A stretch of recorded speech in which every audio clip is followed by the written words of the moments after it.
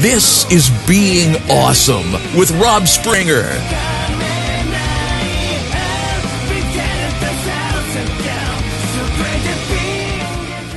Hey guys, it's Rob, and this is Being Awesome, the podcast about loving Transformers and having fun. This week in Awesome, let's talk about that movie cinematic universe for a moment. I'm sure I'm the first podcast to talk about it. I'm joking. The movie cinematic universe includes, of course, Transformers, G.I. Joe, Micronauts, and Visionaries. Oh, and Mask. Mask and G.I. Joe are pretty obvious. You know, of course, G.I. Joe is going to be there, and Mask is right there with it, so that works well. Micronauts, I kind of predicted about a couple of weeks ago, saying I wouldn't be too surprised, and go figure it is, because it's a nice sci-fi thing about aliens. I'm sorry, I forgot about Rom. Rom's in it, and Rom works in well, too, because it's another sci-fi thing.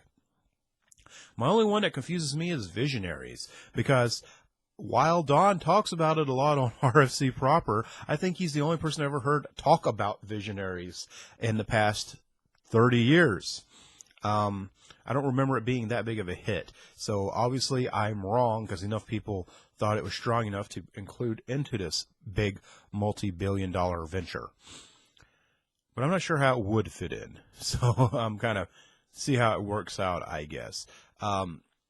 Mask, of course, would be easy enough. You know, it's like a military division. Obviously, it has Cybertronian technology. Micronauts are, aliens. Rom's a space knight. G.I. Joe is already there. The G.I. Joe movies, from what I understand, are getting rebooted, which is kind of pointless because it's not like they had that hard of a continuity to begin with. They could easily get worked in, I would think. Considering it's going into the movie universe, as I understand it, which makes all the sense in the world because it's the movie cinematic universe. And considering the movies don't have the most hardest continuity whatsoever, I could see them really taking this in any direction and it working out fine. So it's probably going to be pretty fun. I can't see any negatives about it. I know a lot of people can see negatives about it, and I don't know why, because if you just don't like the movie, don't go to see it. The movies make billions of dollars each, so for so many people hating them so much, they sure do spend a couple of billion on something they hate. That's right. Same people are full of crap. Personally, I have a lot of fun when the movies are out. It's a fun time. All the marketing and merchandising available. It's a lot of fun. And seeing that's a lot of stuff I like happening, getting tied into something I like, I see it as a good thing. So to me, it looks like a fun thing. And being that they're summer movies, I'm not expecting them to be giant epics with the best plot in the world. I expect to see giant special effects spectacles with enough plot to get them from explosion to explosion. I just hope the plot getting from explosion to explosion is good and enjoyable and better than it has been, because let's face it, the Transformers movies have been kind of lacking on that.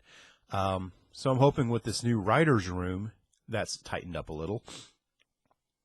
The G.I. Joe movies, it's being a reboot, so it's almost pointless to compare it to the prior G.I. Joe movies, but in all actuality, it could probably fit in pretty seamlessly too. The first movie, it wasn't the best movie in the world, but I had a lot of fun watching it, and I found it more competent than the second movie. And second movie, it seemed like they tried harder to make a more realistic movie, and that's all great. That was great, and I appreciated the Cobra vehicles and stuff like that. It's just the movie kind of felt really like I felt like I was just watching a series of scenes, not like a flowing movie. And that really took me out of it a whole lot. And the other day I was watching it, they were showing on Sci-Fi, and I had the same problem. I was just like, man, it just doesn't have a natural flow to it. So I'm hoping the new G.I. Joe movie, being if it's a real reboot or the soft reboot they tend to do with these things, because the second one was a soft reboot from the first one to begin with. Hopefully they do a better job with it. Like I said, had fun with them, just wish they were better movies. Seeing as, that's one thing Oh, I was wondering because they're not really rebooting the Transformers movies for this. They're working them in, which once again they don't have the hardest continuity between the four, so it'll work. It'll work. However they do it properly. I always wonder how come. What is that? Nest? I always wondered why that wasn't that just G.I. Joe. Because they pretty much acted like G.I. Joe. So maybe G.I. Joe will take the place of Nest in the new movies, since they were dissolved at Part 3, apparently. To me, it would work out. And Mask could be a sort of a... Mask doesn't even have to... Excuse me. Have a little drink there, wet my whistle. I'm gonna stop for a second here. There seems to be some misconception that movie shared universes means a hard continuity between all the movies, and that's not exactly true. I mean, I always say, my favorite shared universe is the Universal monsters because all of those are related and in the same continuity. But if we're going to say more recent, let's talk the Marvel movies, which even though they're all in that same Universal setting, there's like how much play between movies, like a character might appear or whatever, or, some of the Captain America characters are in other movies like Avengers and whatnot. But that's pretty much it. So being like a brief mention or, like Iron Man just said, yeah, don't bring up the Avengers. And was it Part 3? Stuff like that. That's all it takes. Mask could be like, yeah, we're using Cybertronian technology. Bam. There it is. That's it. They don't have to. Optimus doesn't have to be there. He might not be, stuff like that. I mean, Guardians of the Galaxy, it's a Marvel movie. It's because it says Marvel. I mean, sure, the collector guy was in the post-credit sequence of another movie. And, Thanos was, of course, in a post-credit sequence or two.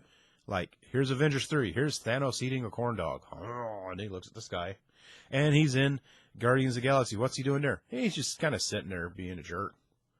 Basically what I'm saying is, I don't know where people are getting this, like, ironclad, tight continuity from this, when basically they're just all in the same general world setting, fictionally. So, of course, Mask, well, we use Cybertronian technology. And they'll just keep going. Now you start going, from that movie, Transformers. And Micronauts, they're aliens from another dimension. It just plays into itself. Same with ROM. I believe I said ROM earlier. ROM and their sci-fi things, whatever, it just works. It would just work, and it doesn't even have to be tied. Hey, you were okay accepting aliens from another planet that turned into cars? Well, here's another group of aliens. Turns out there's more than just 2 planets, The Visionaries thing still is getting me, because, like I said, I just don't remember it being that big of a huge hit. So them bringing it back kind of profounds me a little. The cartoon was fun, and the toys are fun, but they don't... That's weird. I don't know. I don't know if they'll be set in a more contemporary setting for this relaunch of them, which would make sense, or if they would be medieval. For people who don't know, Visionaries were kind of set in a fantasy setting, and they had holograms, like of animals and such, and that was their powers. So if a Visionaries reboot was set in a more contemporary setting, I guess it would make a lot of sense for their hologram powers, or however they would make it work. I don't know. That one baffles me, but that's okay, because who knows, it could blow me out of the water, and that would be awesome. I like getting blown out of the water. I like being wrong about things. I like saying, man, that looks stupid, and be like, oh, this is the best thing ever. I love that. So hopefully Visionaries will be great. I am looking so forward to the merchandising when these Transformers movies come out. My favorite part about it is the merchandising and hype surrounding the movie. I love going to Burger King and getting a Transformers hamburger, and there's Optimus on a bottle of Mountain Dew and stuff like that. That is so much fun for me. So I'm all good for seeing these guys on random Dr. Pepper cans or what have you. That is a lot of fun for me. I mean, hey, Visionaries, even though I just kind of slightly said I don't get it for a minute, I still will be like, oh man, Visionary hair combs. I'm going to buy those. Yeah, I know. I shave my head. I have a comb. It's okay. Don't be a hater. Don't be hating. Yo. Shared universe. I'm still stuck on the thinking shared universe is like a buzzword more than anything. Because how many shared universes are there?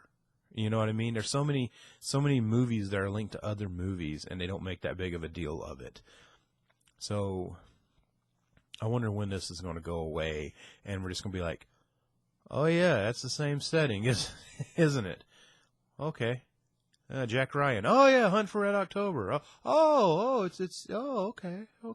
You know, I think it'd be a lot neater if just here's a new G.I. Joe movie and they mention Optimus Prime. You know what I mean? Like something like that. Or, you know, if there's just references to the others, sort of like, oh, it's in the same.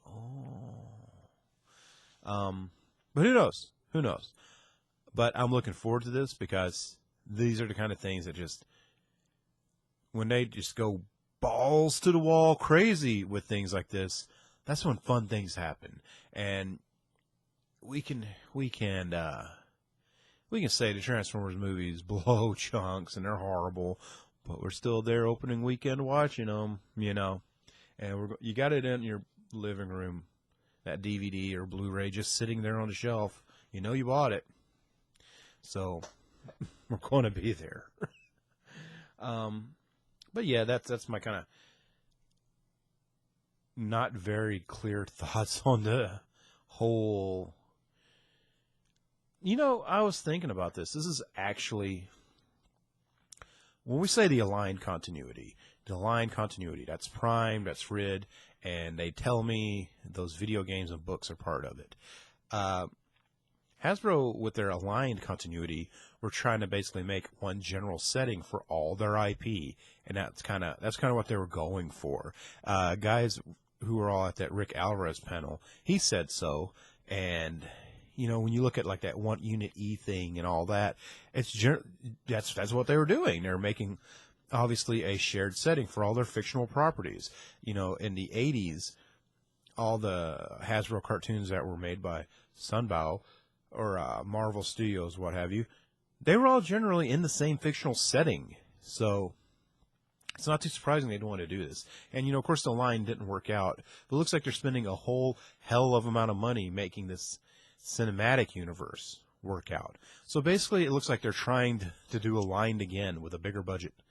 And Scuttlebutt tells me the next Transformers cartoon might be more movie-based. You know, that's the Scuttlebutt rumor. We don't have anything concrete to go by, but that's what I've been hearing. So it would make so much sense for them to make a cartoon based on these billion-dollar movies that now have a series of other movies tied to them. They could have a G.I. Joe cartoon, and maybe in this episode, Duke and Bumblebee do something together. You know, that'd be great.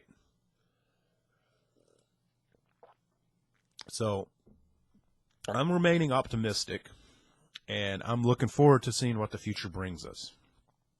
Now, how about let's skip over to the Questions and Awesome portion of our show. The thread for Questions and Awesome, the Q&A thread, is exclusive to the Talk Transformers Facebook group. That is the best place to go talk Transformers. It's in the name.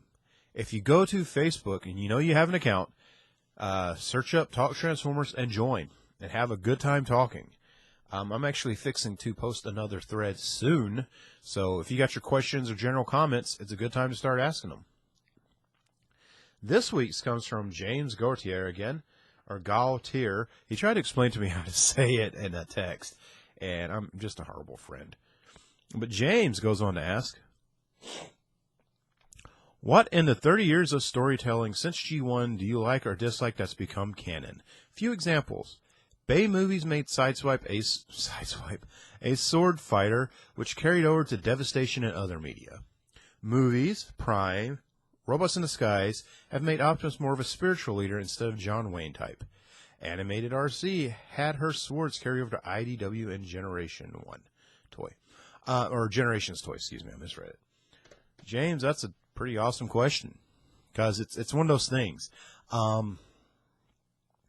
I don't know if I mind the sideswipe being a sword fighter thing, because it's kind of cool, you know. I do wish Optimus had more personality since the movies, because in the movies he has a personality. He's grouchy, he's pissed off, and he's tired of fighting. And ever since cartoons, since that, he's been boring. Prime, he was boring. Or Robots in Disguise, he was boring. He's just, I'm Optimus Prime. And then he gives some speech. Yay. I wish he had more personality to him, like he has had in several other animated shows. One thing... Also, yeah, I'm with you. I don't really care for the RC swords. I didn't like them in animated either. I understand why they had them in animated, because none of the characters had straight-up handguns. So they gave everyone hand weapons. All the Autobots had melee weapons. I didn't really like it. I like guns. Bang, bang, shoot them up, you know? I like the whole good guys and bad guys just blasting pistols at each other. And my nose won't stop itching because it's driving me nuts. Okay. Speaking of things that have stuck around since animated, you know, Prowl was a kung fu dude in animated, and that was okay in animated. It stuck. You know, he's a kung fu dude in Robots in Disguise. And sure, it's a good enough portrayal of him, and seeing that he's the special ops guy, it makes sense that he would know all sorts of kung fu. That being said, I'd rather him stick more to a more traditional version of himself. That's cooler to me. Thinking. Not fond of the Bumblebee not talking thing, but it looks like they're finally out of that phase for like a year or so now, so I can't complain too much about that. Let's see. I don't think I like... it was introduced in Wreckers, in the last end of the Wreckers comic, and I haven't seen it continued yet, but that doesn't mean I won't see it again. I don't think I ever liked Perceptor being a sniper. I don't think I've noticed it since that comic series, so I guess I can't complain about that. I guess it makes sense that he'd be a sniper, but I just don't think I like it for reasons I can't really put a finger on, you know? I definitely don't like Alpha Trion being part of the 13. I do not like that, and I'll tell you why.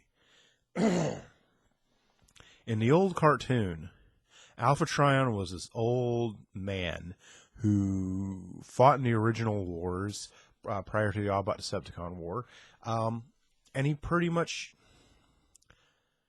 he's this old-ass dude that's part of Vector Sigma. He's got all this cool stuff, and I like it more that he has all these accolades all on his own. You know what I'm saying? If you read Exodus, he's just some old dude writing in a book all the time. You know, in the cartoon, he was fighting a war. He was doing all sorts of stuff. It's like, hey, how come Alpha Trion's got to be all that? Because he worked his way there. That was cooler to me. That was more interesting to me. I'm still thinking about other things that I don't like that they've did.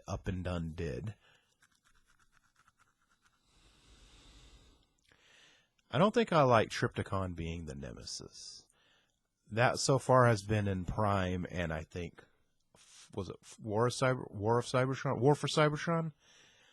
I don't think I like that. No, I don't think I totally care about it, but I don't think I like it a whole lot. I like Trypticon turning into a city, and I don't think I mind him turning into a spacecraft. But I like the Nemesis just being a big ass spaceship and nothing more. Nah, I mean, let's see. On the same accord, a lot of people seem to like Omega Supreme being the Ark, and I can't really complain about that. But I kind of wish he was another spaceship. Not that there's it's not even a big deal, but I think when you tie two old things together, you kind of take off a little of the specialness. You know, you're combining them together, and it's not as not as cool to me as it was when Omega Supreme was just this big ass robot that could take him from point A to B in his awesome rocket ship mode, versus, oh, he was also the ship we came here on, so you know, that was him. A lot of people really like that though, so you know, but that's my opinion, so I'm giving it. I'm trying to think. I think that's all I can think of off the top of my head. Those are some. I know a lot of people will ring in every time there's a change and why they don't like it. And I'm usually pretty good with changes when it comes to my Transformers, because I guess I'm just used to it. And I'm like I said, people say, hey, he wasn't like that in G1. He's like, you're right, he wasn't. That's G1. This is this. This is why it's like here. So, like I said, I guess my mind's always been able to separate it for whatever reason. I don't know why. Maybe because, you know, I'm thinking about it. You know, like say I watch the new Batman movie. Well, this Batman movie is different than the Tim Burton Batman movie, because when I was a kid, the Tim Burton Batman movie came out, and it was different than Justice League, and it was different than that old Batman show they showed reruns of every Saturday morning. And I would just say, hey, he's not like this in that movie. And my dad would say, that's because it's not that movie. It's something else. And I guess that kind of reasoning has always stuck with me. So I guess it doesn't bother me too much, but there is some things I wish they wouldn't have done. And that, I think I've gave a few examples, and I think I'll leave it with that. That was this week's show. I'm getting a bit of a head rush from talking a whole lot and also being a little tired. I don't know why. This happens sometimes when I do this.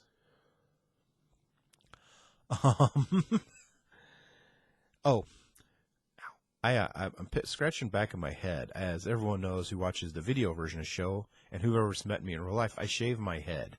And I was shaving earlier before I came to do the show, and I cut the tar out of myself. I really got myself good, and I'm just like, ow! I had a fresh, brand new razor, and it's so easy to just cut the poop out of yourself. I'm not punching my microphone. It's so easy to just cut the crap out of yourself doing that. So I'm just like, reached back to scratch my head, and I just scratched where I cut myself, and I'm like, ow, you idiot. Christmas is coming up. From when this show comes up, Christmas will be in about a week. So basically what I'm saying is, there's Christmas and then there's New Year's. So there will not be a Being Awesome till after New Year's. Now, that's not true. During those 2 weeks between Christmas and New Year and after New Year's, there will be an episode of Being Awesome going up. It's a pre-recorded bit, and for you longtime RFC listeners will notice it's a bit of a greatest hits. It's a really funny recording from something I did a lot longer ago than I'd like to think that it was. But that's going up. So basically, assuming Kilby posts this on New Year's like I'm thinking, either 1 week there will be no Being Awesome, and 1 week there will be the special episode. Probably Christmas week there'll be no new episode, and you guys will probably be too busy to notice anyway, and probably around New Year's the new episode will go up. Well, the special episode will go up, and then the following week we'll be back with brand new episodes. Like I said, just with my holiday schedule, work schedule, and with the fact that I know you guys are going to be occupied too, I might as well take a little time off so I'm not rushed into making this and making bad episodes. Because I like my bad episodes to be because I'm just not good at it. Anyway, Being Awesome, the podcast about loving Transformers and having fun, is part of the Radio Free Cybertron family of shows. And you can find us all at tfradio.net. And while you're at tfradio.net, check out our Amazon links. Next time you shop through Amazon, please go through them. It's an easy way to help support the site without actually paying anything. Well, other than what you buy at Amazon. I'm Rob. You can find me all over the internet at Rob Springer. I'm running out of words. I'm really thanks everyone for listening. I hope everyone has a great holiday. Have great holidays. Hope everyone has a good New Year, and I will have a brand new one of these after the new year has begun. So stay tuned. Hope you guys enjoyed the special episode, and I'll see you guys next year. Thanks for listening, everyone. Bye. This has been Being Awesome with Rob Springer.